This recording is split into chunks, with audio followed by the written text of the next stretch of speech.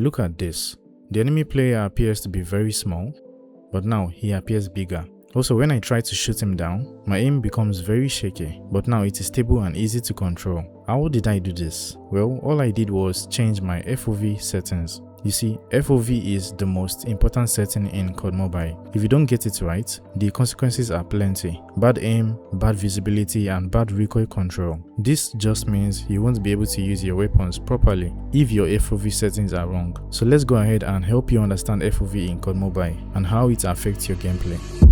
You see, FOV stands for field of view. This just refers to how wide and how far you can see from your character's perspective. The wider you see, the further away objects will appear, and the narrower your view, the closer objects will appear. In COD Mobile, your FOV is affected by 3 settings: Camera FOV, Weapon FOV, and Sync ADS FOV.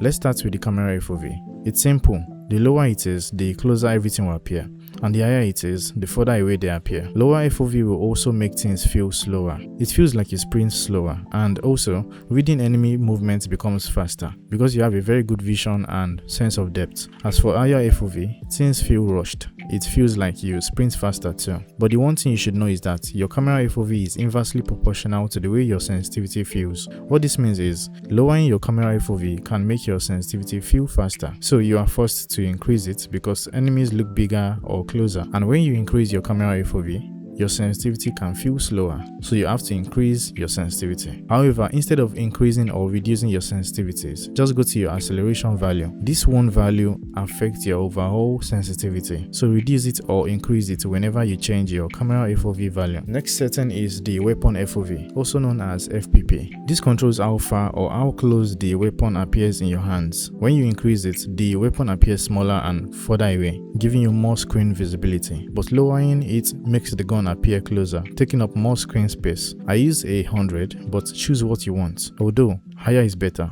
And finally, we have the FOV setting known as Sync ADS FOV to scope zoom, or Sync ADS FOV for short. It ensures you retain your FOV whenever you ADS with your weapon. If this is turned off, your view will always be zoomed in when you ADS with your weapon. This can make your aim unstable and requires more precision and handling. The only benefit you get from turning it off is better visibility from the front, but when you turn it on, your FOV stays roughly the same as you aim down sights with your gun, and in turn, controlling your gun's recoil and stabilizing your aim becomes a lot easier to do. So if you have struggled with bad aim for a while, maybe try turning this setting on and you'll see improvements. But sometimes you might want to have Sync ADS turned on for a few scopes. All you have to do is locate the Sync ADS setting in the basic settings tab, tap on the drop down menu and toggle it on or off for whatever scope you want. If the sensitivity of that scope feels too high or too low, just adjust it in your sensitivity settings. Before I wrap up the video, here is what I recommend. Phone players, play with a camera FOV of 55 to 75. I currently play on 65.